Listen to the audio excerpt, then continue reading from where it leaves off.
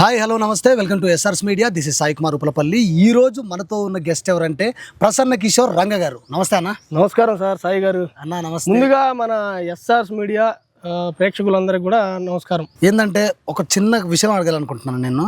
అంటే ఫస్ట్ నుంచే స్టార్ట్ చేద్దాం. వంగవీటి మోహన రంగ, నీ చేతి మీద నేను పచ్చబొట్టు చూసాను ఇందాక.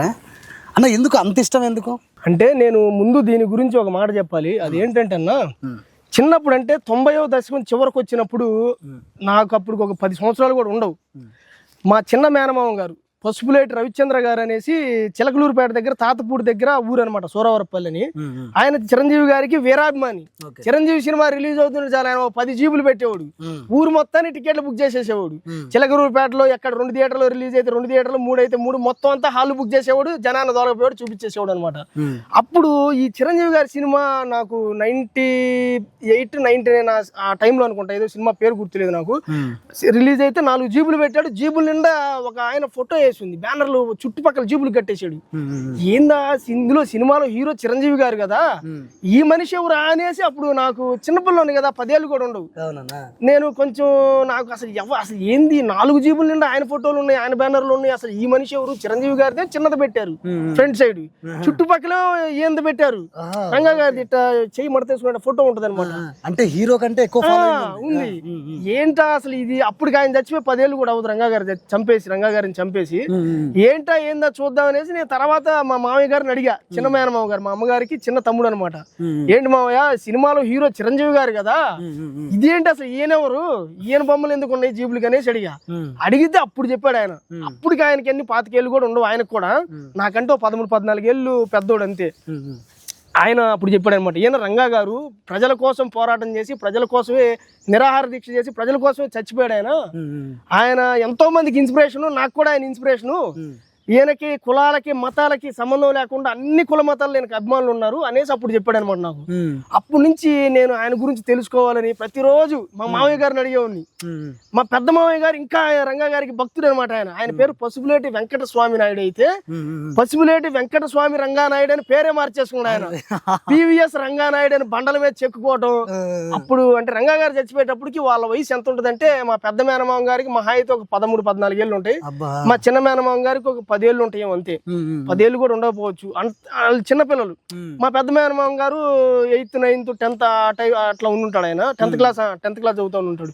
ఆ వయసులో ఇంకా యుక్త వయసు, అప్పుడే పిచ్చి కదా ఫలానా వ్యక్తి మనకి. అందులోనూ ఇక్కడ ఏంటంటే కోస్తా బెల్ట్ మొత్తం మీకు సామాజిక వర్గం ఎఫెక్ట్ ఎక్కువ ఉంటది అనమాట. మన కులం, మన మతం ఇదంతా ఎక్కువ. దాంతో ఏంటంటే రంగా గారు కాపు సామాజిక వర్గానికి చెంది ఉండటం, మేము కూడా అదే సామాజిక వర్గం అవ్వడం వల్ల ఏంటంటే అది కాక చిలకలూరుపేట అనేది విజయవాడకి చాలా దగ్గరలో ఉంటది అనమాట ఏరియా. ఆ ఎఫెక్ట్ అప్పుడు రంగా గారు చచ్చిపోయినప్పుడు మొత్తం కోస్తాంధ్ర ప్రాంతంలో ఉన్న, ఇక్కడ తెలంగాణలో కూడా అల్లర్లు జరిగినాయి. కోస్తాంధ్ర అయితే చాలా ఎక్కువ, మొత్తం పగలగొట్టడం, చాలా మర్డర్లు జరిగింది, చాలా జరిగినాయి అనమాట అల్లర్లు. దీని వల్ల ప్రతి ఒక్కరికి రక్తం మరిగిపోయి ముఖ్యమంత్రి కాబోతున్న వ్యక్తిని చంపేశారనేసరికి వీళ్ళందరికీ, అప్పుడు ఈ యువతకి మొత్తానికి రక్తం అంతా మరిగిపోయింది అనమాట. దాంతో వీళ్ళు ఇన్స్పైర్ అయ్యి ఆయన గురించి తెలుసుకొని వాళ్ళు కూడా ఇంకా రంగానాయుడు పివిఎస్ రంగానాయుడు మా పెద్ద మేనం గారు రాసుకునేవారు. వాళ్ళ తమ్ముడు గారు అనమాట ఈయన, పసుపులేటి రవిచంద్ర బాబు గారు అని. ఈయన అంటే మాకు ఏంటంటే చిన్నప్పటి నుంచి మా పెద్ద మేనమామ గారు అంటే కొంచెం భయం. ఆయన ఏంటంటే గదుంతా ఉండేవాడు, చిన్న మేనమామ ఫ్రెండ్ లాగా ఉండేవాడు అనమాట.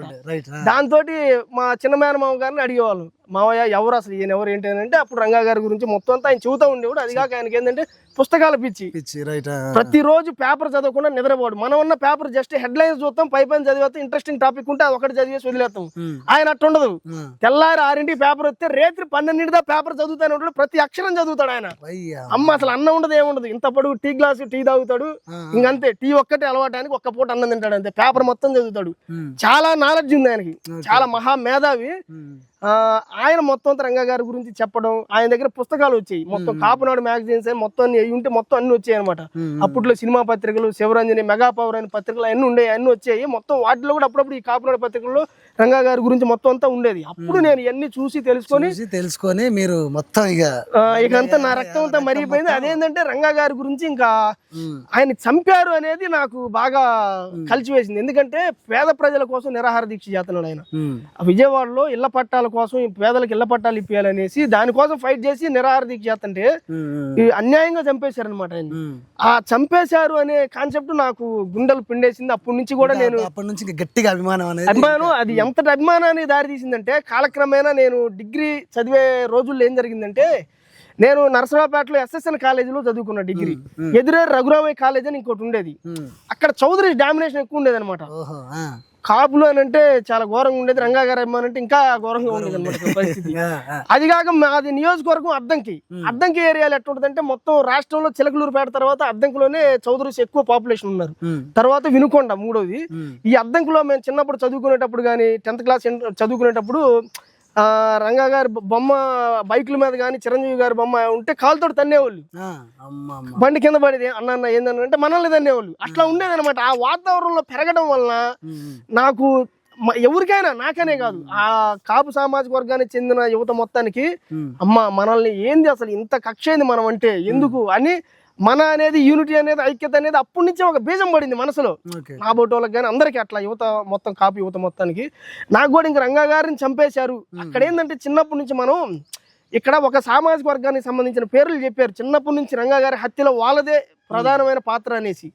తర్వాత మళ్ళీ ఇద్దరు పాత్రలు ఉన్నాయి, కమ్మారెడ్డి ఇద్దరు పాత్రలు తర్వాత చెప్పారు. అంటే ఇటు సైడ్ పార్టీలో ఉన్న వాళ్ళ మీద, ఆ పార్టీలో ఉన్న వీళ్ళ మీద. ఎందుకంటే ఈ రంగారెడ్డి జిల్లా మాత్రం కేవలం కాపులు అని అంటారు. కాపులు, దళితులు, అణగారిన వర్గాలు నష్టపోయింది. ఎందుకంటే ఆయన పనిచేసింది మొత్తం అణగారిన వర్గాలకి, దళితుల కోసం పనిచేసి పోరాటాలు చేశాడు. ఆయన బతుకున్నట్టు ఇలా జీవితాలు ఎంతో కొంత మెరుగుపడాయి అనేది నేను అనుకోవడం అనమాట. అప్పుడు రంగా గారి గురించి తెలుసుకోవడం వల్ల అప్పటి నుంచి ఇక చిన్నప్పుడు ఇంకా పచ్చబొట్టు వేయించుకోవటం, దొంగవీటి మోహన్ గారు పచ్చబొట్టు వేయించుకోవటం. ఇప్పుడంటే నా మ్యారేజ్ ఒక 7 years అయింది, కానీ అంతకుముందు నేను మాలేసుకునేవాడిని. రంగా గారి మాల, జయంతి మాల, మళ్ళీ వర్ధంతి మాల. అయ్యప్ప గారికి కూడా ఒకటే, అయ్యప్ప స్వామికి కూడా ఒకటే మాల ఉంటుంది సంవత్సరానికి. కానీ రంగా గారికి మాత్రం జయంతి మాల, వర్ధంతి మాల. నేను వేసుకోవడమే కాకుండా ఎంతో మంది యువతకి, రంగా గారి అభిమానులు ఎంతో మంది కులాలకి మతాలకు సంబంధం లేకుండా, ఇక్కడ ఖమ్మంలో మన షరీఫ్ రంగా అని ఉంటాడు, ఖమ్మం అయింది షరీఫ్ రంగా, సూపర్ ముస్లిం ఆయన. గుంటూరులో రియాజ్ రంగా. అమ్మ అసలు ఎంతో మంది ఇట్లా ముస్లింసే కాకుండా దళితులు, బీసీలు మొత్తం అందరూ రంగా గారికి అభిమానులుగా తయారయ్యారు.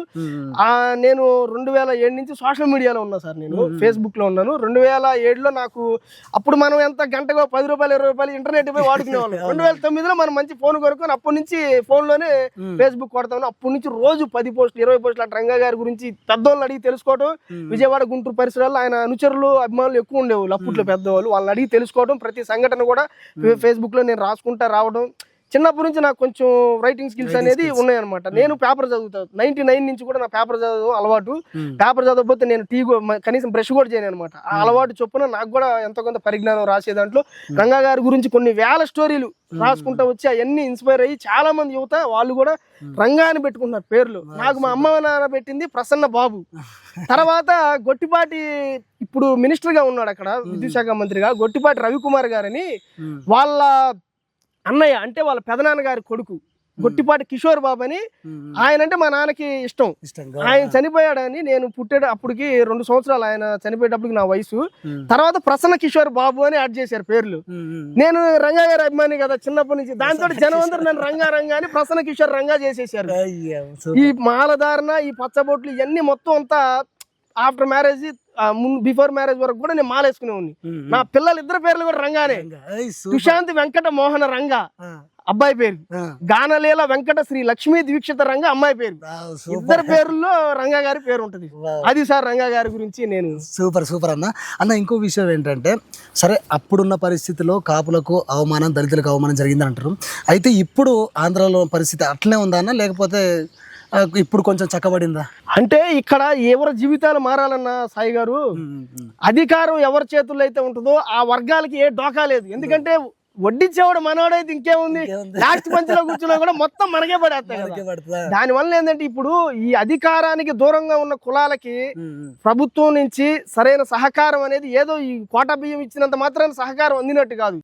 ఇప్పుడు మొత్తం అంతా మీరు తీసుకోండి, మొత్తం కాంట్రాక్టర్ల దగ్గర నుంచి మొత్తం అన్ని వాళ్ళకే అందుతున్నాయి, అధికార కులాలకు మాత్రం వస్తున్నాయి. ఈ అధికారానికి దూరంగా ఉన్న కాపులు అవ్వచ్చు, బీసీలు అవ్వచ్చు, దళితులు అవ్వచ్చు, ఈ అణగారిన వర్గాలకి కోటా బియ్యం పెడుతున్నారు.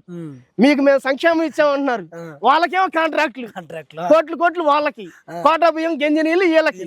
ఇది మారదు సార్. మారాలి అంటే ఖచ్చితంగా అధికారం రావాలి. అధికారం చేజిక్కించుకున్న కులాలు మాత్రమే అభివృద్ధి దిశగా ముందుకెళ్తాయి అనేది క్లియర్. ఇప్పుడు ముఖ్యమంత్రి, ఇప్పుడు ఉప ముఖ్యమంత్రి ఉన్నారు కదా, ముఖ్యమంత్రి కమ్మ అయినా సరే ఉప ముఖ్యమంత్రి మన కాపు ఉన్నాడు కదా ఆంధ్రాలో. ఇప్పుడు మనకు మెరుగుందంటారా ఇప్పుడు పరిస్థితి? సార్ ఒక్క మాట, ఉన్నాడు కదా, కరెక్టే, మీరు అడిగింది చాలా మంచి ప్రశ్న అడిగారు. కానీ ఇక్కడ ఏంటంటే పవన్ కళ్యాణ్ గారు గొప్ప వ్యక్తి, అందులో ఎటువంటి డౌట్ లేదు. ఎందుకంటే కోట్లు, వేల కోట్లు, లక్షల కోట్లు దోచుకునే వ్యక్తులు వాళ్ళు వేరు. కానీ ఇతను సంపాదించిన ప్రతి రూపాయి సమాజం కోసం ఖర్చు పెడుతున్నాడు. పేద పిల్లలకి, ఎంతో మందికి, కౌలు రైతులకి, అసలు ఒకటిగా చెప్పాలంటే ప్రకృతి వైపరీత్యాలకు ప్రతిదాని సహాయం చేశాడు. కానీ ఆయన పాత్ర పరిమితం సార్. ప్రభుత్వంలో జస్ట్ డిప్యూటీ సీఎం అంతే. అది మన బోర్డు వాటిగా పనిచేసింది. ఆర్డర్స్ జారీ చేయాలంటే పైనుంచి ఒక చంద్రబాబు గారి దగ్గర నుంచి, లోకేష్ గారి దగ్గర నుంచి మొత్తం రావాల్సిందే. కానీ అంటే ఇప్పుడు మీరు అన్నారు కదా కాపులకి అనండి, మొన్న కందుకూరులో ఒక మర్డర్ జరిగింది. వాళ్ళకి ఈ కాపులు ఫైట్ చేయబట్టి, మన దాసరి రామన్న కానీ ఇట్లాంటి వాళ్ళు ఫైట్ చేయబట్టి వాళ్ళకి పొలాలని డబ్బులని అది ఇచ్చారు, అది ఓకే. కానీ ఈ మిగతా ఉన్నారు కదా సమాజంలో వెనకబడి ఉన్నారనమాట. కనీసం ఇల్లు లేని వాళ్ళు కూడా ఉన్నారు చాలా మంది. దళితుల్లో అయితే ఒక్కపూట అన్నం తినేవాళ్ళు ఉన్నారు. వాళ్ళందరి జీవితాలు మాత్రం అలానే ఉండిపోయినాయి సార్. పవన్ కళ్యాణ్ గారు వచ్చారు కాదనట్లేదు, కానీ ఆయన పాత్ర పరిమితం. ఆయన అయితే ఏమీ నిర్ణయాలు తీసుకునే ఉన్నాడు. విస్తృతమైన నిర్ణయాలు తీసుకునే అధికారం ఆయనకు కూడా లేదు. ఆయన అడిగే పరిస్థితి కూడా లేదు. అడిగినా కూడా ముఖమాటం లేకుండా చెప్పేస్తారు వాళ్ళు. ఇక్కడ పైన కెమెరా ముందు, జనం ముందు వాటేసుకున్నా ఏం చేసుకున్నా అంతవరకే కూటమి అనేది పటిష్టంగా ఉంది, అందరు ఐకమత్యంగా ఉన్నారు అనే ఉంటది. అంతేగాని ఒక 10 మంది కాపులకి కాంట్రాక్టులు ఇవ్వండి అని ఆయన చెప్పమానని వాళ్ళు ఒప్పుకుంటారేమో? ఒప్పుకోరు సార్. దళితులకైనా, కాపులకైనా, బీసీలకైనా, ఎవరికైనా సరే వాళ్ళు అధికారం దిశగా పోరాటం చేసి అధికారాన్ని దక్కించుకుంటేనే వాళ్ళ జీవితాలు మెరుగుపడతాయి. వేరే వాళ్ళకి ఓట్లేసి వేరే వాళ్ళ సీఎంలను చేసుకుంటే వీళ్ళ జీవితాలు ఎప్పటికి ఇంతే ఉంటాయి సార్. మార్పు అనేది జరగదు, రాదు. కమింగ్ టు తెలంగాణ సిచ్యువేషన్ చూసుకున్నట్టయితే రేవంత్ రెడ్డి పరిపాలన బాగానే ఉందా అని అనిపిస్తుందా మీకు? సార్ అంటే ఇక్కడ ఒకటి మాట్లాడుకోవాలి. రేవంత్ రెడ్డి గారు పరిపాలన పరంగా అంటే ఈయన సంక్షేమ పథకాలు అనేవాళ్ళు కేసీఆర్ గారు ఉన్నప్పుడు ఇచ్చారు. ఆయన ఇయ్యలేదని అనడానికి లేదు, ఇచ్చాడు, చాలా ఇచ్చాడు. షాదీ ముబారక్ కానీ మీకు అందరూ అన్ని ఇచ్చాడు. ఆయన ఇచ్చిన ఈయన కూడా ఇస్తున్నాడు. సంక్షేమ పథకాల విషయంలో ఇద్దరు ఇస్తున్నారు, పర్వాలేదు. రైతు భరోసా డబ్బులు అంటున్నారు, సరే వీళ్ళు ఏదో కొంత లేట్ చేశారు రేవంత్ రెడ్డి గారు అన్నారు. ఇవాళ కాకపోయినా రేపైనా వేసేస్తారు వాళ్ళు, లేట్ చేసినా కూడా. ఇద్దరు సంక్షేమ పథకాలు ఇచ్చారు. కాకపోతే ఈ గవర్నమెంట్ లో వచ్చిన వివాదాస్పదమైన అంశం ఏంటంటే హైడ్రా సార్. ఈ హైడ్రా అనేది ఇప్పుడు దీని గురించి ఒకటి నా వ్యక్తిగత అభిప్రాయం చెబుతా. ఇది చట్టానికి వ్యతిరేకమా అనుకూలమా ఇది పక్కన పెట్టండి, గవర్నమెంట్కి వ్యతిరేకం అనుకూలం అనేది సార్. ఇప్పుడు అక్రమంగా నిర్మాణాలు చేసుకుంటే దాన్ని ఖచ్చితంగా నోటీసులు ఇచ్చి దాన్ని తీసేయాలి. నోటీసులు ఇవ్వాలి, ఖచ్చితంగా ఇవ్వాలి సార్. అది చట్టం చెబుతుంది, నోటీసులు ఇవ్వాలి, తీసేయచ్చు. కానీ చట్టపరమైన అనుమతులు ఉండి ఇక్కడ కట్టకూడదన్నా కూడా కట్టారు అంటే దాని తప్పెవరిదంటే అధికారులు సార్. పర్మిషన్ ఇచ్చిన అధికారులు ముందు శిక్షించాల్సింది వాళ్ళని. ఈ ఇల్లు తీసేయాలి అని అంటే వాళ్ళ పర్మిషన్ ఎవరైతే ఇచ్చారో కోర్టు దగ్గరికి వెళ్ళి వాళ్ళ దగ్గర నుంచి వాళ్ళు దోచుకొని లంచాలు తీసుకొని పర్మిషన్లు ఇచ్చారు కదా, ఎంతమంది కాడ లంచాలు తీసుకున్నారు. ఆ డబ్బులన్నీ ఇల్లు తీసేస్తే ఈ నష్టపరిహారం వాడి నుంచే కట్టేయాలి. ఇది ధర్మం సార్. ధర్మం ప్రకారం నడవాలి వ్యవస్థ అనేది. ఇలా ఉండాలి అని నేను వ్యక్తిగతంగా అభిప్రాయపడుతున్నా. అంటే అన్న ఇప్పుడు మధ్య తరగతి కుటుంబాలు బీదోళ్ళు మాత్రం లాస్ అయ్యారు, కానీ రిచ్ మ్యాన్స్ మాత్రం అసలు వాళ్ళకి ఏం జరగలేదు. వాళ్ళ ఎఫ్టీఎల్ పరిధిలో ఉన్నా కానీ వాళ్ళ భూములు వాళ్ళ కట్టలే ఉన్నాయి, వాళ్ళ ఇల్లు వాళ్ళ కట్టలే ఉన్నాయి. వాళ్ళు మాత్రం ఎటువంటి దగ్గర యాక్షన్ తీసుకోలేదు. కానీ మధ్య తరగతులు వాళ్ళను బాగా ఏడిపించారు అని అంటున్నారు జనాలు. అది నిజమేనా? కరెక్టే సార్ అది. ఎందుకంటే ఈ ఒక్క దాంట్లోనే కాదు, ఈ దేశంలో, మన భారతదేశంలో దేశం చాలా గొప్పది. దేశాన్ని మనం ఏం అనకూడదు. ఈ ఎంతో మంది మహానుభావులు స్వాతంత్రం తీసుకొచ్చి ఇవాళ మనం ఇట్లా బతుకుతున్నాం, లేదంటే మనం బానిసల్లాగా ఉండేవాళ్ళం. కానీ ఇక్కడ కొంతమంది కరప్షన్ చేసే ఈ అలవాటు పడ్డారు, ఈ అవినీతికి అలవాటు పడ్డ నాయకుల వల్ల ఈ సమస్య ఎంత అవుతుంది సార్. పేదవాళ్ళ జోలికి అంటే ఇప్పుడు మీరు చూడండి, ఈ కోర్టుల్లో కూడా ఎన్నో కేసులు పేదవాళ్లే మొత్తం అంతా అన్యాయానికి గురవుతుంది. అంటే అన్యాయంగా అక్రమ కేసులు బనాయించి ఏ తప్పు చేయకపోయినా ఇబ్బందులు పెడుతున్నారు. కానీ ధనవంతులు తప్పు చేసినా కూడా వాళ్ళు ఎవరు ఏం పీకలేకపోతున్నారు సార్. చూడండి, అక్కడి నుంచి చూసుకుంటే ఇక్కడ హైడ్రా అనేది పేదవాళ్ళనే టచ్ చేసింది, ధనవంతులు టచ్ చేయలేదు అనేది మనం కాదు, చాలా మంది అంటున్నారు, కాదనట్లేదు. కానీ ఈ పరిపాలనా కాలం అనేది సగమే గడిచింది, ఇంకా 2.5 ఏళ్ళు ఉంది. ఈ 2.5 ఏళ్ళలో పేదలు కొన్ని టచ్ చేశారు, ధనవంతులు ఒకటి రెండు అంటే కాంగ్రెస్ పార్టీకి వ్యతిరేకంగా ఉన్న ధనవంతులే టచ్ చేశారు, కాంగ్రెస్ పార్టీకి అనుకూలంగా ఉన్న ధనవంతులు జోలి పోలేదనేది. కాంగ్రెస్ పార్టీ వ్యతిరేకంగా ఉన్న టచ్ చేసినా గానీ వాళ్ళు ఏం చేయలేదు చట్ట ప్రకారం ఏం చేయాలి, జస్ట్ కొట్టేసి పక్కన పడేశారు. మిగతా 2.5 ఏళ్ల కాలంలో ఏమన్నా వాళ్ళవి కూడా ధనవంతులు కూడా టచ్ చేసి తీసేస్తారు అక్రమంగా కట్టిన అనేది చూడాలి సార్. మరి అంటే మనం ఇంకా పదవి కాలం పూర్తవలేదు కాబట్టి ఈ మిగతా కాలంలో టచ్ చేస్తారేమో చూద్దాం అన్న. ఇప్పుడున్న ప్రజెంట్ సిచ్యువేషన్లో అయితే పాలిటిక్స్ వదిలిపెడతానా, తప్పులు జరిగిన వాళ్ళకి శిక్షలు పడుతున్నాయంటారా? లేదు సార్, శిక్షలు అనేది పడట్లేదు అని నేను అనుకున్నా. ఎందుకు పడట్లేదు అని అనుకున్నానంటే 90% కేసులు, ఎందుకంటే మన దేశంలో న్యాయ వ్యవస్థ అనేది చాలా గొప్ప వ్యవస్థ. ఈ దేశంలో అన్నిటికంటే గొప్ప వ్యవస్థలో న్యాయ వ్యవస్థ, దాన్ని మనం ఏం అనకూడదు. కాకపోతే ఈ వ్యవస్థలో ఏంటంటే ఆలస్యం అనేది జరుగుతుంది, నత్తనడకన సాగుతుంది సార్. కోట్ల కేసులు పెండింగ్ లో ఉన్నాయి ఇప్పటికి, హైకోర్టులో కానీ సుప్రీంకోర్టులో కానీ కోట్ల కేసులు పెండింగ్ లో ఉన్నాయి. ఎందుకంటే ధర్మాసనాలు తక్కువ, జనాభా ఎక్కువ, కేసులు ఎక్కువ, నేరాలు ఎక్కువ మన దేశంలో. దీంతో ఏమవుతుందంటే ఈ రోజు జరిగిన కేసు మళ్ళీ విచారణకు వచ్చేసరికి సంవత్సరం పట్టింది. ఈ మధ్యలో మళ్ళీ లక్షల కేసులు ఉంటాయి కదా, ఇవన్నీ చూసుకోవాలి న్యాయమూర్తులు. పగలు రేత్రి వాళ్ళు రెస్ట్ లేకుండా న్యాయమూర్తులు మొత్తం కేసు ప్రాసెస్ చేసినా కూడా ఈ రోజు విచారణకు వచ్చిన కేసు మళ్ళీ 3 నెలలకు వాయిదా అవుతున్నారు సార్. అది 10 వాయిదాలు అయిపోయేసరికి 5-6 ఏళ్ళు గడిచిపోతుంది. దాని తీర్పు వచ్చేసరికి వాడు చచ్చిపోతాడు, వాడు పిల్లలు చచ్చిపోతారు, మొత్తం చచ్చిపోతారు. ఇక వాడికి శిక్ష పడినా వాడు బతికుండాలి కదా సార్, శిక్ష అనుభవించడానికి. ఏముంది, నేరం చేసినా మనకేం కాదులే, మనకు కేసు తీరేసరికి మనం చచ్చిపోతాం, ఇంకా మనకి ఇబ్బంది ఉంది. ఈ లోపల వాడికి బెయిల్ ఇస్తారు, వాడు మళ్ళీ నేరాలు దుబారాలు చేసుకుంటారే బతుకుతాడు. అట్లా జరుగుతాం సార్. ఇక్కడ ఏంటంటే రేపులు చేసినా మర్డర్లు చేసినా సరే, మీకు గల్ఫ్ కంట్రీస్ లో చూడండి, రేప్ చేసేస్తే అంగాన్ని అంతవరకు నరికేస్తారు, అంగాన్ని నరికేస్తారు. అటువంటి శిక్షలు ఏంటంటే ఇప్పుడు దోషం నేరం చేశాడని దోషి తేలిన తర్వాత కూడా ఇక్కడ వదిలిపెట్టడం అనేది కరెక్ట్ కాదు సార్. అంటే నేరం రుజువు కాకముందు వాడిని శిక్షించడం తప్పు, రుజువైనా సరే వాడిని శిక్షించట్లేదు. ఇక్కడ వాడు ఇష్టం వచ్చినట్టు తిరుగుతున్నాడు, బయట బెయిల్ ఇస్తున్నారు. అది ఈ హైకోర్టులో జరిగి, సుప్రీంకోర్టులో జరిగి, కింద కోర్టులు, పై కోర్టులు, అన్ని కోర్టులు, రాష్ట్రపతి క్షమాభిక్ష పెట్టేసరికి వీడు ఎక్కడో పైన ఉంటాడు. ఇచ్చి నా కొడకలారా నేను ఎప్పుడో చచ్చాను రా, ఇప్పుడు మీ కేసు ఇప్పుడు తీర్పు వచ్చినా మాకేమది అని వాడు సంతోషపడుతూ నవ్వుతూ ఉంటాడు ఇక్కడ ఉన్న వ్యవస్థను చూసి. కాబట్టి అది మారాలి సార్. ఎందుకంటే జైల్లో పెడతారు, మంగళవారం బుధవారం పూట కోడిగుడ్డు పెడతారంట, ఆదివారం పూట చికెన్ పెడతారంట, 350 grams అంట. అంటే జైలుకి వెళ్ళొచ్చిన వాళ్ళు చెప్పారు, నేను వెళ్ళలేదు. మళ్ళీ వారానికి ఒక రోజు చికెన్, ఒక రోజు మటన్, ఒక రోజు గుడ్డు. వాడి ప్రశాంతంగా బెడ్ హాయిగా పడుకొని నిద్రపోతాడు, టయానికి తింటాడు, న్యూస్ పేపర్ చదువుకుంటాడు, టీవీ అన్ని వస్తాయి. ఇంకా మీకు రిచ్ నేరగాళ్ళకైతే మొత్తం ఏసీ అన్ని ఉంటాయి వాళ్ళకి. మరి ఇక నేరాలు ఏడాగుది సార్, శిక్షించాలా లేకపోతే రక్షించాలా? రక్షిస్తున్నాయి, ఇక్కడ వ్యవస్థ రక్షిస్తుంది నేరగాల్ని. కాబట్టి నేరాలు చేసేవాళ్ళు చేసుకుంటారు పోతారు. ఇంకా మీకు ఇంకో ఆశ్చర్యకరమైన విషయం చెబుతా, కావాలని నేరాలు చేస్తున్నారు కొంతమంది. బయట పోవలేదు, నేరం చేసి జైల్లో పోతే ప్రశాంతంగా చికెన్, మటన్, ఫుడ్, బెడ్ మొత్తం అవుతాయి, ఇవన్నీ ఉంటాయి ప్రశాంతంగా హాయిగా. అట్లా జరుగుతుంది. కాబట్టి ఈ వ్యవస్థ ఖచ్చితంగా మారాలి. దీన్ని మార్చాలంటే రాజకీయ నాయకులు, చట్టసభల్లో చట్టాలు ఖచ్చితంగా కఠినమైన చట్టాలు, పేపర్లకి పరిమితం అవ్వకూడదు సార్, దాన్ని అమల్లో తీసుకురావాలి. నిర్భయ యాక్ట్ చాలా అద్భుతమైన యాక్ట్, కానీ అది పేపర్ లోనే పరిమితం అయింది. దాన్ని ఇంప్లిమెంట్ చేసి ఖచ్చితంగా దాని ప్రకారం శిక్షించమనండి, ఇంకో నేరం చేయడానికి సాహసం చేస్తాడని చూద్దాం. కాబట్టి ఈ వ్యవస్థలో వచ్చిన మార్పులు మొత్తం పేపర్లకు పరిమితం కాకుండా దాన్ని ఇంప్లిమెంట్ చేయాలి సార్ అని కోరుకుంటున్నాను నేను. ఇంకోటి ఏంటంటే అన్న, ఇప్పుడు చాలా మంది అంటే అనుకుంటున్నారు ఏంటంటే రేపులు ఎందుకు జరుగుతున్నాయి, మామూలుగా రేపులు ఎందుకు జరుగుతున్నాయి అంటే వస్త్రాల మీద కొన్ని కమెంట్స్ వస్తున్నాయన్న. అది ఎంతవరకు కరెక్ట్ అంటే కొందరు అడిగితేనేమో అవును వేసుకోవద్దా, వేసుకుంటే ఏమైంది, మేము ఆడలు ఈ జనరేషన్లో వేసుకోకపోతే ఇంకెప్పుడు వేసుకుని అంటారు. ఇంకొందరేమో అవును అట్లా వేసుకోవడం తప్పు, ఆడవాళ్ళు మంచి బట్టలు వేసుకోవాలి, మొత్తం నిండుగా వేసుకోవాలి అని కొందరు అంటున్నాను. అంటే మీరేమంటారు అన్న దీన్ని బట్టి, వస్త్రాల బట్టి మీరేమంటారు? సాయన్న, దీని మీద ఎంతో గత దశాబ్దాలుగా జరుగుతుంది, దీని మీద చర్చలు జరుగుతున్నాయి, వాదోపవాదాలు జరుగుతున్నాయి, మహిళా కమిషన్ లో కూడా విచారణలు పిలుతున్నాయి. నువ్వు ఎందుకు అట్లా మాట్లాడేమంటున్నారు? సరే, వీళ్ళు ఎవరి అభిప్రాయాలు వాళ్ళకు ఉండొచ్చు, కానీ మన దేశంలో ఒక వ్యక్తిగత అభిప్రాయం వ్యక్తపరచడంలో తప్పు లేదనేసి చట్టంలోనే ఉంది. కాబట్టి నా వ్యక్తిగత అభిప్రాయం నేను చెప్పాను. ఒక్క మహిళలే కాకుండా పురుషులు కూడా దుస్తులు సరిగా ధరించట్లా.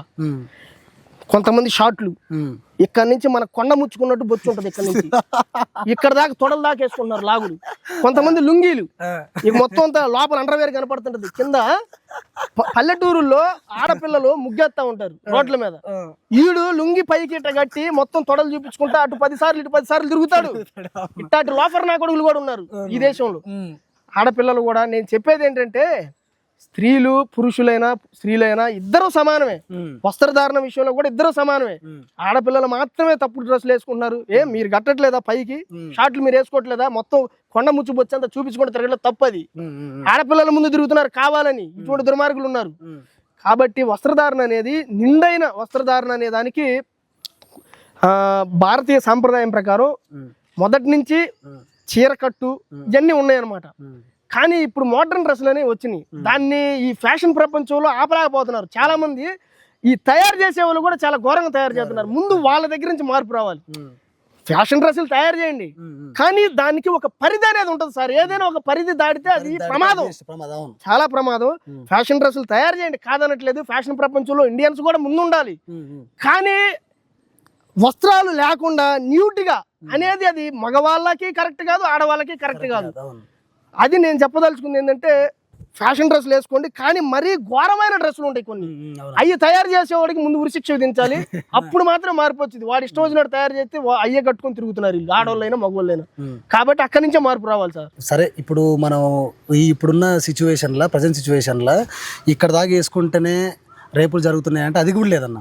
మొత్తం నిండు వస్త్రాలు చీర కట్టుకున్నా కానీ ఆమె పాపం కొంతమంది తల్లుల మీద జరుగుతున్నాయి, అటాక్ జరుగుతున్నాయి. అంటే దీనివల్ల ఇప్పుడు మొగోడు కీచ కూడా లేకపోతే ఇప్పుడు ఎట్లయితుందని వాళ్ళ దృష్టి ఏందన్నట్టు. మరి ఇక్కడ ఏంటంటే జనాభా ఎక్కువ సార్. మన ఇండియాలో దాదాపు 150 కోట్లు, చైనాను కూడా దాటేసింది. ఇప్పుడు జనాభా లెక్కలు ఇంకా సెన్సెస్ మన కరోనా టైం వల్ల 2021 లెక్కలు రాలేదు, ఇప్పుడు తీస్తున్నారు. మొత్తం చైనాను దాటిపోయింది. ఎందుకంటే ఎక్కడైతే జనాభా అధికంగా ఉండిద్దో అక్కడ నేరాలు కూడా అధికంగా ఉంటాయి. నలుగురు ఉన్న చోట ఒక నేరం జరిగితే 40 మంది ఉన్న చోట 4 నేరాలు జరుగుతాయి. కాబట్టి ఈ దేశంలో జనాభా ఎక్కువ కాబట్టి నేరాలు కూడా ఎక్కువగా ఉన్నాయి.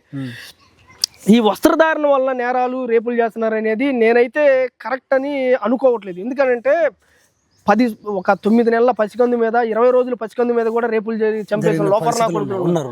ఇక్కడ నేరాలు జరగడానికి ఎక్కువ కారణం మత్తు పదార్థాలని నేను అనుకుంటున్నాను సార్. ఈ మత్తులోనే ఎక్కువ అత్యాచారాలు జరుగుతున్నాయి. డ్రగ్స్ కానీ, గంజాయి కానీ, మద్యం కానీ, చీప్ లిక్కర్ ఎక్కువ అయిపోయింది ఇప్పుడంతా. దీనివల్లే 99% నేరాలు వస్త్రాలు కాకుండా ఈ మత్తు పదార్థాల వల్ల జరుగుతున్నాయని నేను వ్యక్తిగతంగా నేను అనుకుంటున్నాను. దీన్ని అసలు బ్యాన్ చేస్తే మిగతా ఏం మంచిగా ఉంటది అని అంటారు, అంతేనా అని నేను భావిస్తున్నాను.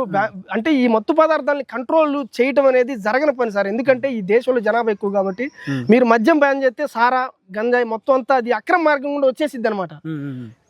కానీ ఇక్కడ రిస్ట్రిక్షన్స్ పెట్టి 21 సంవత్సరాల్లో పిల్లలు కానీ పెట్టారు. కానీ మీరు 15 సంవత్సరాల పిల్లడు పైన కూడా మందు ఇస్తున్నారు. కానీ రూల్స్ అనేవి తాగుతున్నారు, పేపర్లకే పరిమితం అవుతున్నాయి. ఎందుకంటే ఇప్పుడు మీరు 21 సంవత్సరాలు దాటిన వాళ్ళకి దాదాపు మ్యారేజ్లు అయిపోయింది.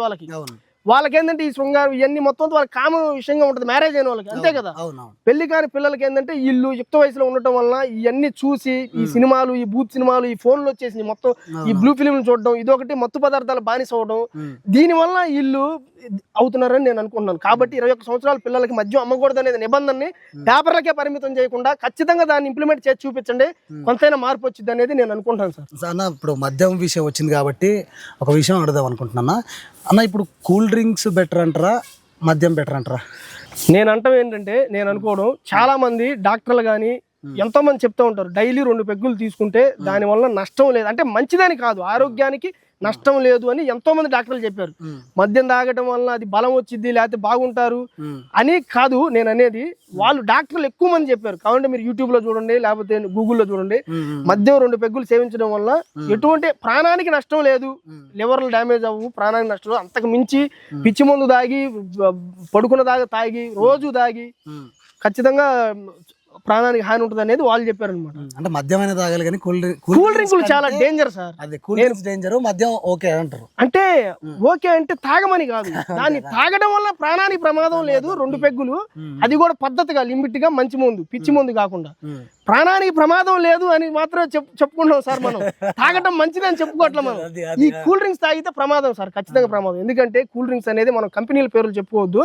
ఆ కూల్ డ్రింక్స్ తాగడం వలన వాటిల్లో ఉండే విష పదార్థాల వల్ల, మీరు ఒకసారి చూడండి, ఒక గ్లాసులో ఒక కూల్ డ్రింక్ పోసి దాంట్లో బ్లేడ్ వేసి తెల్లారు చూడండి సార్, మొత్తం తుప్పు పట్టిపోతుంది, బ్లాక్ వచ్చేసి. ఇక లోపల ఉన్న ఇనప ముక్కే మీకు బ్లాక్ వచ్చేసి పాడైపోతే, తుప్పు పడితే పేగులు, పసిపిల్లలు. ఈ ఎండాకాలం వచ్చిందంటే ప్రతిరోజు పొద్దున్నే సాయంత్రం దాకా ఘోరంగా పిల్లలకి ఇచ్చి తాపుతున్నారు.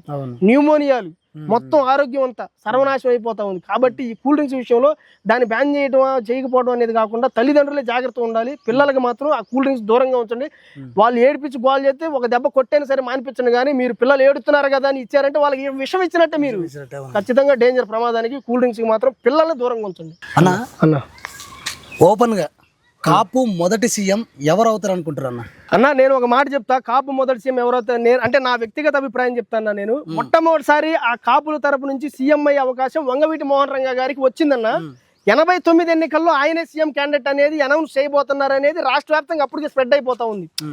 ఎందుకంటే 88 కాపునాడు జరిగింది, విజయవాడ కృష్ణా నదీ తీరంలో కాపునాడు జరిగిందన్న. దాదాపు 20 నుంచి 25 లక్షల మంది వరకు వచ్చారనేది అప్పుడు రిపోర్ట్ చేశారు కొంతమంది జర్నలిస్టులు కూడా. అప్పుడు చేసిన వాళ్ళు నాతోటి మాట్లాడారు, చెప్పారనమాట. అంత జన సమూహం. తర్వాత ఖమ్మంలో అతిపెద్ద భారీ మీటింగ్ జరిగింది రంగా గారిది. దానికి కూడా దాదాపు 7-8 లక్షల మంది వచ్చారు. ఎక్కడ విజయవాడ, ఎక్కడ తెలంగాణ, ఖమ్మం అన్న.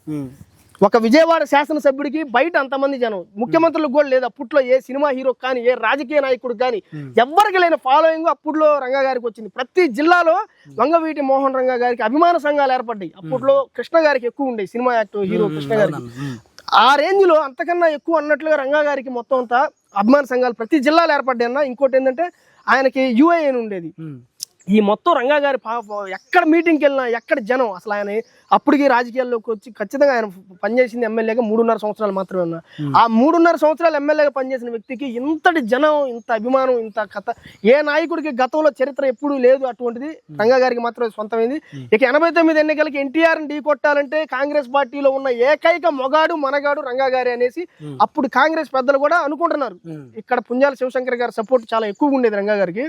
ఆయన ఇందిరాగాంధీ గారికి చాలా ఆత్మీయ దగ్గర మనిషి అనమాట. ఈ రంగా గారిని ఇంకా అనౌన్స్ చేస్తారు సీఎం క్యాండిడేట్ గా. ఆయన అయితేనే ఇక్కడ ఎన్టీఆర్ని దించగలం అనేది ఒక నిర్ణయానికి వచ్చేసారు. ఆ టైంలో రంగా గారి హత్య జరగడం వల్ల మొట్టమొదటి కాపు సీఎం అయ్యే అవకాశం రంగా గారికి అది కాపులు పోగొట్టుకున్నారు. తర్వాత చిరంజీవి గారు వచ్చారు, ప్రజారాజ్యం పార్టీ పెట్టారు. తిరుపతి అవిలాల మైదానంలో చాలా పెద్ద సభ జరిగింది. ఆ జనాన్ని చూసి చిరంజీవి గారి మీద కుట్రలు బన్ని టికెట్లు అమ్ముకున్నాడు, రక్తం అమ్మాడు.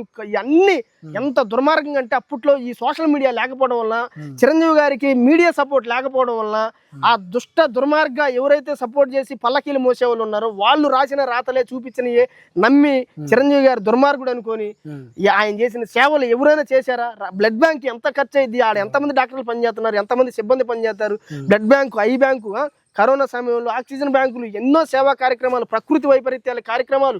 చిరంజీవి గారి గొప్పతనం గురించి ఎన్నని చెప్పాలి. ఒక తెలుగు రాష్ట్రాలకైనా, కేరళలో, కర్ణాటకలో, తమిళనాడు ఎక్కడ వరదలు వచ్చినా, ఒరిస్సాలో వరదలు వచ్చినా, మహారాష్ట్రలో వరదలు ఎంత సహాయం చేశాడు ఆయన.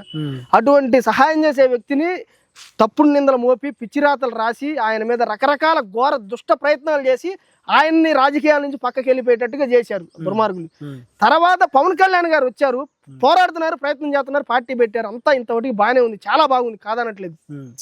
కానీ ఇక్కడ పవన్ కళ్యాణ్ గారి స్ట్రాటజీ ఏందనేది ఎవరికి అర్థం కావట్లా. 15 ఏళ్ళు ప్రయాణం అంటున్నాడు. 15 ఏళ్ళు ప్రయాణం అంటే ఇక్కడ ముఖ్యమంత్రి 15 ఏళ్ళు ఎవరుంటారు? నారావారి కుటుంబం నుంచే ఉంటారా, లేకపోతే పవన్ కళ్యాణ్ గారు ఆ కుర్చీ కోసం ఖర్చు పెడతాడా అనేది అర్థం కావట్లా. ఎవరికి అర్థం కావట్లా. పవన్ కళ్యాణ్ గారి స్ట్రాటజీ ఏందని ఎవరికి అర్థం కావట్లా. మరి ఆయన మనసులో, మైండ్ లో ఏముంది అది బయట పెట్టి రివీల్ చేయకూడదు కదా. ఒక వ్యూహం అనేది బయట పెడితే ఏముంది దానికి? చాలా మంది అభిమానులు ఏంటంటే పవన్ కళ్యాణ్ గారు సీఎం అవుతారని ఆశతోటి పనిచేస్తున్నారు సార్. దానికోసమే తెలుగుదేశం జెండా మోసినా, బీజేపీ జెండా మోసినా, ఏ జెండా మోసినా సరే దానికోసమే పనిచేస్తున్నారు. ఇక్కడ మరి పవన్ కళ్యాణ్ గారు ఈ టైము జగన్ దించడానికి ఆయన అనుభవం ఉన్న నాయకుడు చంద్రబాబు గారి గురించి తక్కువ మాట్లాడలేదు, తక్కువ చేయట్లేదు. లోకేష్ గారి గురించి తక్కువ చేయట్లేదు. నేను ఏమంటున్నానంటే 15 సంవత్సరాల్లో ఇప్పుడు ఒకేసారి 2014 నుంచి 19 దాకా చంద్రబాబు గారిని సీఎం అన్నాడు. పవన్ కళ్యాణ్ గారు పోటీ కూడా చేయాలి అప్పుడు. ఇంకా బేషరతే మద్దతు ఇచ్చాడు, అంతా అయిపోయింది. ఎండిఏ కూటమికి బీజేపీకి తోటి కలిపి అంతవరకు అయిపోయింది. అప్పుడు 5 ఏళ్ళు సీఎం చేశారు, అయిపోయింది. ఇప్పుడు 5 ఏళ్ళు కూర్చీలో ఇంకా ఈ మిగతా కాలం కూడా చంద్రబాబు గారిగా ఉంటారు కదా. 10 ఏళ్ళు పవన్ కళ్యాణ్ గారు సహాయం చేసి ఆయన సీఎం కుర్చీలో కూర్చోడానికి ఒక కారణం అయ్యాడు. కానీ మరి ఈయన భవిష్యత్తు ఏంది, ఎవరు పట్టించుకుంటారు? అంటే వీళ్ళకి ఇచ్చారు, టికెట్లు ఇచ్చారు, మంత్రి పదవులకు 3 ఇచ్చారు, అన్ని బాగానే ఉన్నాయి, ఇంతవరకు బాగానే ఉంది. అది వీళ్ళు ఇచ్చేది ఏంది? వీళ్ళు కూడా పోరాటం చేసి ప్రయత్నం చేస్తేనే అన్ని సీట్లు వచ్చినాయి. వీళ్ళు కూడా పొత్తులో భాగంగా తీసుకున్నారు. అంతవరకు సీఎం అయ్యే ఛాన్స్ లేదంటారు. ఇంకా కాపు సీఎం అయ్యే ఛాన్స్ లేదా ఉందా అనేది ఈ 2029 ఎన్నికల నాటికి తెలిసింది సార్. అప్పుడు కూడా పవన్ కళ్యాణ్ గారు ఇదే తరహాలో చంద్రబాబు గారికే మద్దతుగా ఉంటూ ఆయనే అన్నట్టుగా ఉండి, నాకు ఆయన పోటీకి రాకపోతే ఖచ్చితంగా కాపు సీఎం అనేది పవన్ కళ్యాణ్ గారు ఈ 15 ఏళ్ళు ఆయనకే పోతే చంద్రబాబు గారికి, ఇతనికి అప్పటికి 70 ఏళ్ళు వచ్చేది పవన్ కళ్యాణ్ గారికి. ఆ వయసులో ఇంకా రజనీకాంత్ గారు కూడా వయసు అయిపోవడం వల్ల ఆయన కూడా ఇప్పుడు రాజకీయాల నుంచి లేదు. రేపు పవన్ కళ్యాణ్ గారి పరిస్థితి కూడా 15 ఏళ్ళ తర్వాత అంటే అదే ఇదిగా సార్, 70 ఏళ్ళ తర్వాత ఏముంటది ఇంకా. కాబట్టి నేనేమనుకుంటున్నానంటే అయితే 29 ఎన్నికల్లో డిసైడ్ అయిపోయింది సార్.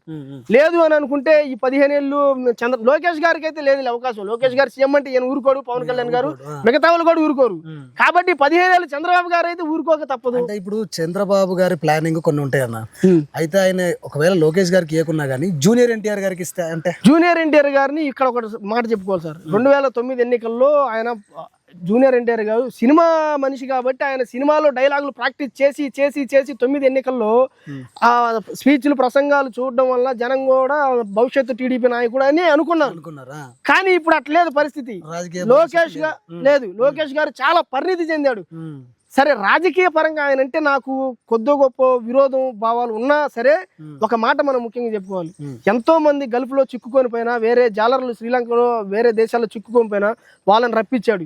ఎంతో మంది మొన్న ఒక అమ్మాయికి డబ్బులు 6 కోట్లు తరుగుబడితే అవి కూడా ఈయన అరేంజ్ చేస్తానని చెప్పాడు. అమ్మాయికి అది ఇంజక్షన్ ఒకటే 18 కోట్లు ఎంతో అయింది అనుకుంటేది. అంటే ఈయనలో కొంచెం మానవత పవన్ కళ్యాణ్ గారిలో ఏవైతే ఉన్నాయి క్వాలిటీస్ అవి ఉన్నాయి లోకేష్ గారిలో ఉన్నాయి. ఈయన ఏంటంటే నాయకుడిగా ఇప్పటికి ఎదిగాడు. మొత్తం అందరూ నేను కూడా మొన్నటిదాకా ఏమనుకున్నానంటే ఈ చంద్రబాబు గారు యాక్టివ్గా ఉన్నంత కాలమేలే లోకేష్ జై అనేది ఇల్లు టీడీపీ వాళ్ళు. చంద్రబాబు గారు మంచాన పడ్డం అంటే మంచాన పడాలని కాదు, ఆయన ఆరోగ్యంగా ఉన్నాడు నిత్యం. ఇప్పటికి ఒక 90 ఏళ్ళ తర్వాత ఆరోగ్యం ఎట్టైనా ముసలి వాళ్ళు అయిపోయింది కదా, అప్పుడు ఇక పట్టాభిషేకం జూనియర్ ఎన్టీఆర్కే చేస్తారు కమ్మ పెద్దలు అని నేను అనుకున్నా. కానీ ఇప్పుడు లోకేష్ పరిణితిని చూస్తుంటే నాకు అది జరగదేమో అనిపిస్తుంది. లోకేష్ భవిష్యత్ లీడర్ టీడీపీకి అవుతాడని నేను అనుకుంటున్నా. కానీ పవన్ కళ్యాణ్ గారు ఒకవేళ ఈ 15 ఏళ్ల పొత్తులో సీఎంగా అవ్వకపోతే భవిష్యత్తు కాపు సీఎం అనేది నేను అల్లు అర్జున్ గారు అవుతారని నేను అనుకుంటున్నాను సార్. ఎందుకంటే అల్లు అర్జున్ గారిలో ఆ నాయకత్వ క్వాలిటీస్ ఉన్నాయి, జనానికి అయ్యే కావాలి. పవన్ కళ్యాణ్ గారిలో నాయకత్వ లక్షణాలు ఉన్నాయా లేవా అని మనం అనుకోవడం లేదు. ఆయన పూర్తి స్థాయి నాయకత్వ లక్షణాలు ఉన్నాయి. కానీ ఇక్కడ పొత్తు అనే చట్టంలో ఇరుక్కొని పోవడం వలన ఈ 15 ఏళ్ళు లాక్కోలేక పీక్కోలేక ఉండే పరిస్థితి రావచ్చు. ఈయన సీఎం కుర్చీలో కచ్చిపేసి నాకు కూడా కావాలన్న మరుక్షణమే వాళ్ళే రాళ్ళేసి పంపిస్తారు టీడీపీ వాళ్ళు. జరిగేది అదే కదా సార్. కాబట్టి భవిష్యత్తు కాపు నుంచి సీఎం అయ్యే అవకాశాలు ఒక అల్లు అర్జున్కి ఉంటాయని నేను అనుకుంటున్నాను. పవన్ కళ్యాణ్ గారు కాకపోతే అయితే మళ్ళీ ఓకే. ఇప్పుడు అల్లు అర్జున్ గారికి ఎందుకు వస్తుంది అంటే ఏ పార్టీ నుంచి వస్తుంది అంటే సొంత పార్టీ పెట్టి? సొంత పార్టీ కాకుండా నా కోరిక అయితే జనసేనలోకి ఆయన రావాలని నేను అనుకుంటున్నాను సార్. కానీ జనసేనకి వచ్చే ఛాన్స్ లేదని అనుకుంటున్నారు కదా. లేదనంటే పొత్తులో అసలు పడట్లేదు. కరెక్టే, మీరు అన్నది కరెక్టే అనేది ఒక బయట వినిపిస్తున్న ఒక పుకారు అని నేను అనుకున్నా. పడట్లేదు అని అంటే ఈగో ఫీలింగ్స్ ఉంటాయి. ఎందుకంటే ఇక్కడ వీళ్ళేంది మా వల్లే చిరంజీవి పేరు చెప్పుకొని అల్లు అర్జున్ హీరో అయ్యాడు అనేసి వీళ్ళు అనుకోవటం. అల్లు అర్జున్ గారు ఆయన అభిమానులు ఏమనుకుంటారు, పిచ్చోళ్ళారా రామలింగయ్య గారి కూతురుని చేసుకొని వాళ్ళు హీరోలు అయ్యి ఆయన తర్వాత తమ్ముళ్ళు వీళ్ళు కొడుకులు మొత్తం వాళ్ళు హీరోలు అయ్యారు ముందు మేము అని వీళ్ళు అనుకోవటం. ఈ ఇగో ఈ డిష్యూ ఉంది చూశారు, దాని వల్ల ఒక చిన్న ఒక సన్నటి ఒక గీత అనేది నేను అనుకుంటున్నాను. అంతేగాని బాయి ఇద్దరు కలబడుకొని కొట్టుకున్నది ఏమి లేదు, తన్నుకున్నది ఏమి లేదు. వాళ్ళ ఫంక్షన్కి ఇల్లు వీళ్ళ ఫంక్షన్కి వాళ్ళు పోతానే ఉంటారు, అంతా బాగానే నడుస్తూ ఉంది. కానీ ఆయన జనసేనలోకి వస్తే బాగుంటుంది నేను అనుకుంటున్నాను సార్. ఎందుకంటే ఇప్పుడు దాకా పార్టీని 15 ఏళ్ళు లాగాడు పవన్ కళ్యాణ్ గారు, దాదాపు 13 సంవత్సరాలు. ఈ 15 ఏళ్ల పొత్తు ప్రయాణం ఇదంతా గడిచిపోయేసరికి 30 ఏళ్ళు అయింది పార్టీ జనసేన. కాబట్టి అప్పటికి పవన్ కళ్యాణ్ గారు వృద్ధాప్యంలోకి వెళ్ళిపోతాడు. ఇప్పుడే ఈ పొత్తులో ఉన్నంత కాలం అల్లు అర్జున్ గారు రాకపోవచ్చు. ఎందుకంటే ఆయన మరి టీడీపీలో ఉన్నాడు, అది కాక ఆయన జనసేనలోకి రాకుండా కొత్త పార్టీ పెట్టే ఆలోచనలు ఉన్నాయనేసి అల్లు అర్జున్ గారి ఫ్యాన్స్ కొంతమంది నాతో అన్నారు.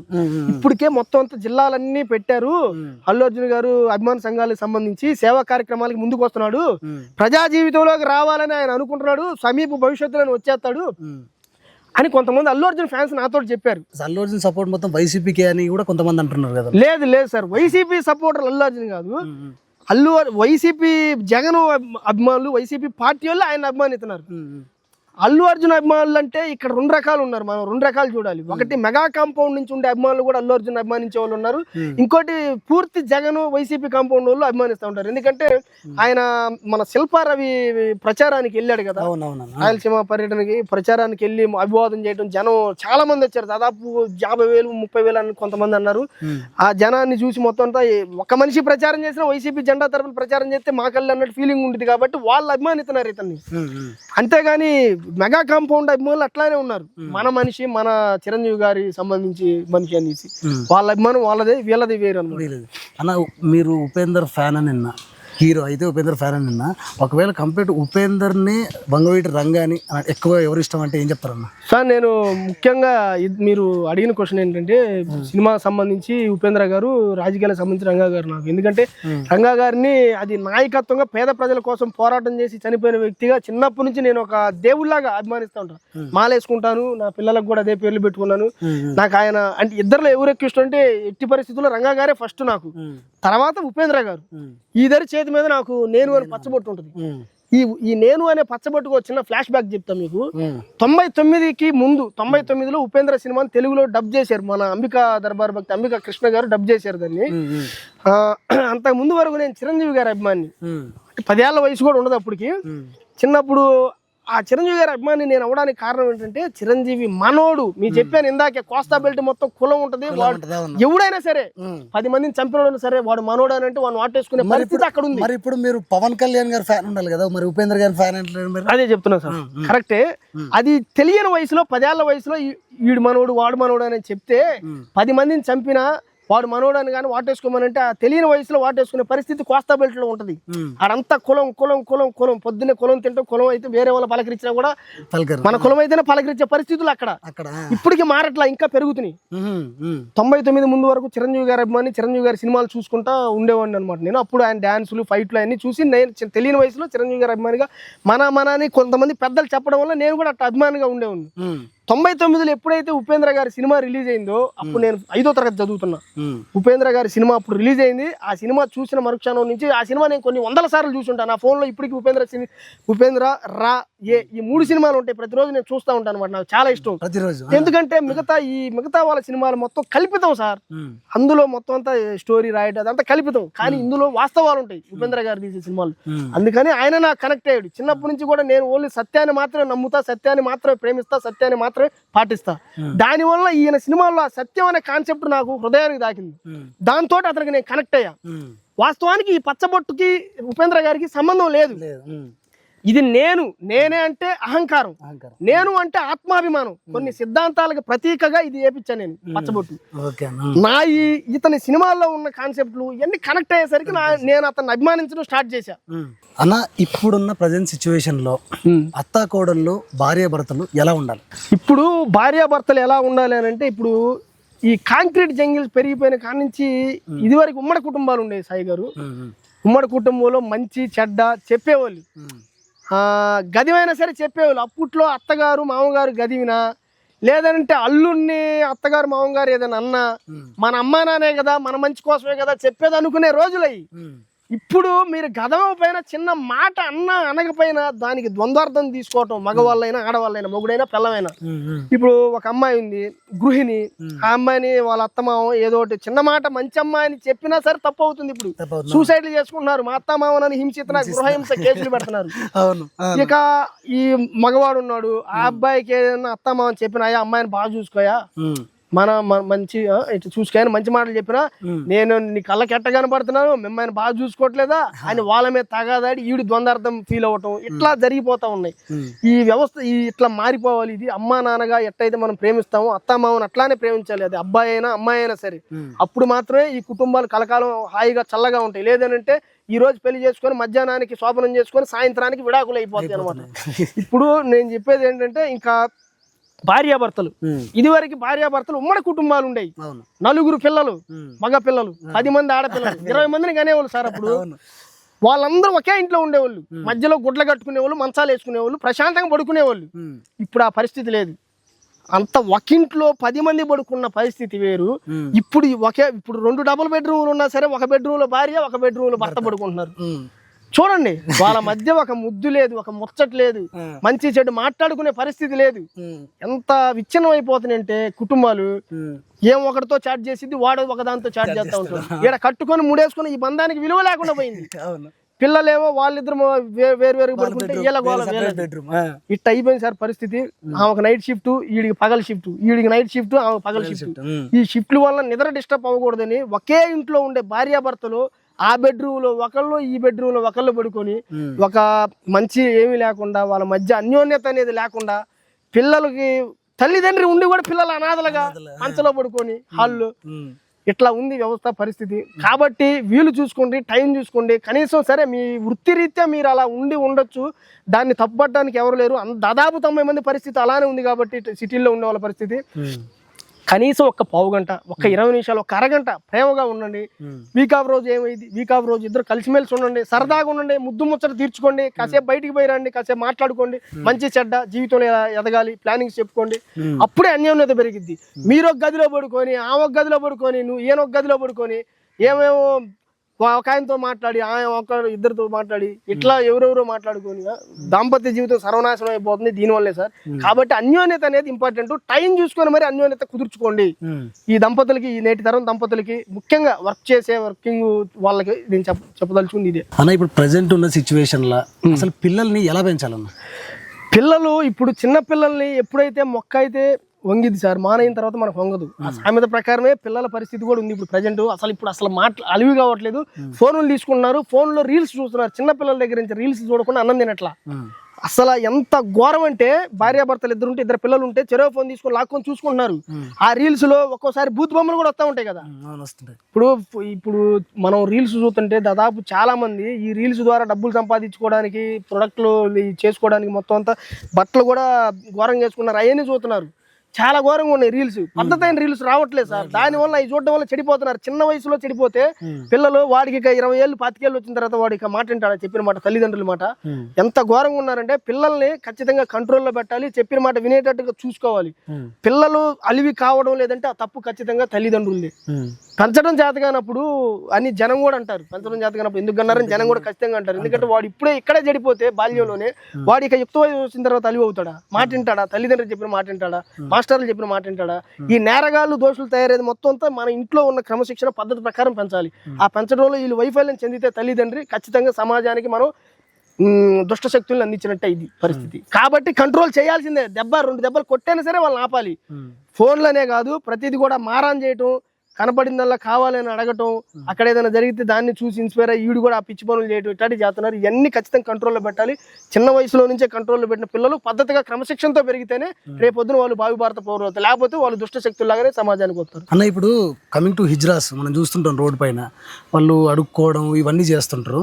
హిజ్రాస్ అనే వాళ్ళు ఇప్పుడు మంచి స్థాయికి వాళ్ళు కూడా చదువులు అన్ని ఏర్పాటు చేశారు. మరి వాళ్ళు ఎందుకు అట్లా తయారవుతారు అంటే, వాళ్ళు ఎందుకు అట్లా చేస్తారు? వాళ్ళు కరెక్టే అంటారా మీరు? అన్న, మంచి ప్రశ్న అడిగారు మీరు. ఏ మనిషి కూడా తాను ఒక వైకల్యంతో పుట్టాలి అని ఏ మనిషి కూడా కోరుకోడు, అనుకోడు. అది భగవంతుడు ప్రసాదం.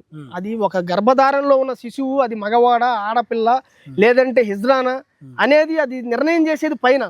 ఏ మనిషి నాకు పుట్టాలి, నాకు హిజ్రా పుట్టాలని ఏ అమ్మా నాన్న కోరుకోరు. ఏ వ్యక్తి కూడా నేను వచ్చే జన్మలో హిజ్రాగా పుట్టాలి, లేదంటే ఈ జన్మలో హిజ్రాన్ అయితే బాగుండదని కోరుకోరు.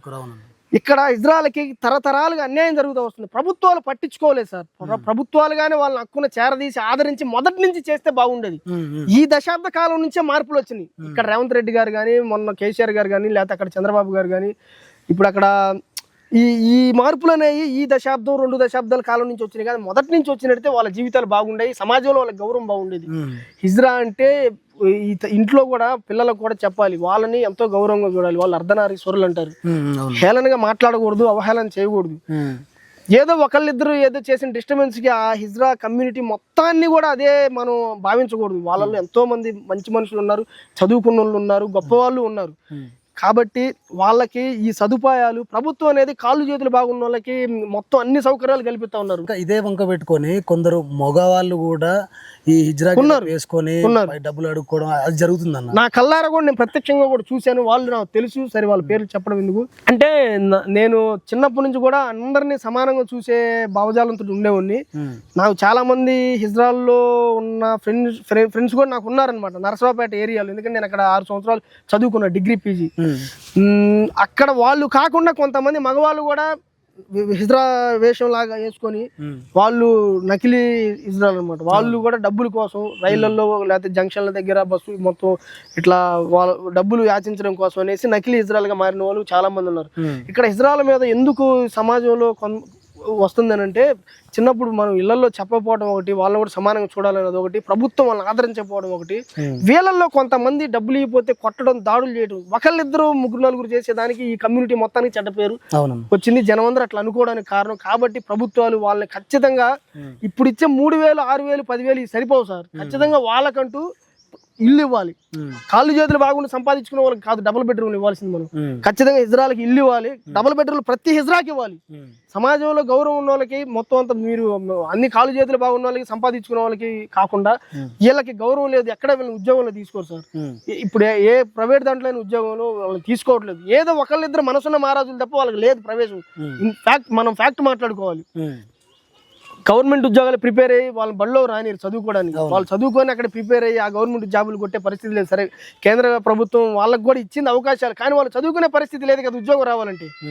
అక్కడ వాళ్ళకి అవకాశాలు లేవు, ఇక్కడ అవకాశాలు లేవు. కాబట్టి వాళ్ళని చదువుకునేటప్పటి నుంచి వాళ్ళకి ప్రత్యేకమైన స్కూళ్ళు, ప్రత్యేకమైన వ్యవస్థ పెట్టాలి. ఎందుకంటే ఈ సమాజం ఎంత దుర్మార్గమైందనంటే ఒక హిజ్రా అనే ఆ వైకల్యాన్ని ఎట్టబడితే అట్ట మాట్లాడడం, హేళన చేయడం, అవహేళనగా మాట్లాడడం జరుగుతుంది. కాబట్టి వాళ్ళకి ప్రత్యేక చిన్నప్పటి నుంచే స్కూల్స్, కాలేజీలు ఉండాలి, చదువుకోవాలి. తర్వాత వాళ్ళకి ప్రత్యేకంగా డబుల్ బెడ్రూమ్ ఇల్లు కట్టించేవాలి. వాళ్ళకి అన్ని విధాలుగా ఆదుకోవాలి. 3,000, 2,000 పెన్షన్ ఇస్తే కుదరదు. ఖచ్చితంగా వాళ్ళకి 25,000 నెలకి ఇవ్వాలి. అప్పుడే వాళ్ళ జీవితాలు బాగుపడతాయి, వాళ్ళకి సమాజంలో గౌరవం పెరిగిద్దని నేను అనుకుంటున్నాను. అన్న ఇంకో లాస్ట్ క్వశ్చన్ అన్న, గరికపాటి గారి సూక్తులు మనందరం వింటుంటాం. మంచి ఆయన మంచి చెప్తాడు. కొన్నిసార్లు ట్రోల్ అయ్యిండు, చిరంజీవి గారిని అని ట్రోల్ అయ్యిండు. దాని తర్వాత ఇప్పుడు కూడా ఏదో కొంచెం ఇష్యూ నడుస్తుంది అన్న. అంటే అంత మంచి మనం వినేటప్పుడు, ఆయన అన్ని సూక్తులు చెప్పేటప్పుడు మనం వింటున్నప్పుడు, మరి ఆయన పొరపాటు అట్లా మాట్లాడొచ్చా? పొరపాటు ఏం లేదు, మామూలుగానే అన్నాడు. సరే మొన్న చిరంజీవి విషయం అంటే ట్రోల్ అయిందేమో, సరే నోరు జారిందేమో అన్నాడు.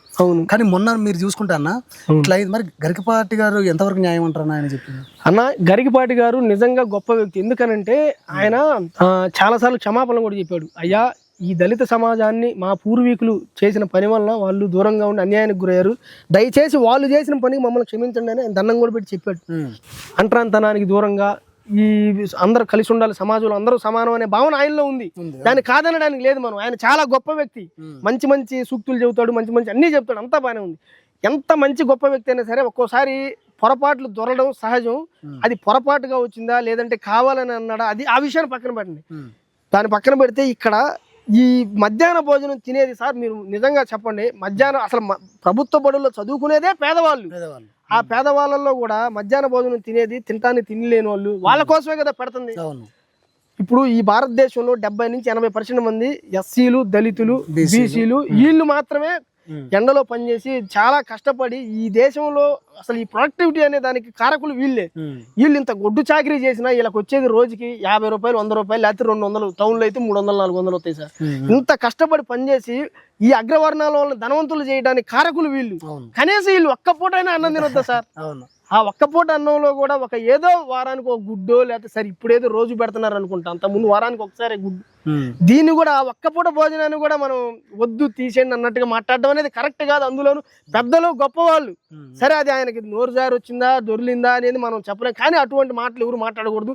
పేదవాళ్ళు బాగుంటేనే ఈ దేశం బాగుంటుంది. పేదవాడు ఆకలితో చచ్చిపోతే, వాడు పని చేయకపోతే ఈ ప్రొడక్టివిటీ అనేది రాదు, నాశనం అయిపోద్ది. కాబట్టి దయచేసి ఇటువంటి మాటలు పెద్ద హోదాలో ఉన్న వాళ్ళు, గౌరవ హోదాలో ఉన్న వాళ్ళు ఆలోచించి ఆచితూచి మాట్లాడడం మంచిదని నేను అనుకుంటున్నాను sir. Thank you so much. Thank you అన్న, మళ్ళీ కలుద్దాం. చాలా సంతోషం అన్న. ఎందుకంటే ఇన్ని విషయాలు నాతో పాటు కాదన్న, నాకు ఎక్కడికే కాదు, మా సబ్స్క్రైబర్స్ అందరూ, ఇప్పుడు చూస్తున్న వాళ్ళందరూ, ఇన్ని విషయాలు దాదాపు ఎవరికి తెలియదు అన్న. ఇన్ని విషయాలు మాతో పంచుకున్నందుకు థ్యాంక్ యూ సో మచ్ అన్న. థ్యాంక్ యూ అన్న. నమస్తే ఫ్రెండ్స్. ఎస్ఆర్ మీడియా అందరికీ, ప్రేక్షకులు, సబ్స్క్రైబర్లు అందరికీ దయచేసి ఈ ఛానల్ సబ్స్క్రైబ్ చేసుకోండి. ఎందుకంటే మనకి భవిష్యత్తులో ఇంకా మంచి కాన్సెప్ట్స్ తోటి మన సాయి గారు మీ ముందుకు రాబోతున్నాడు. Thank you friends.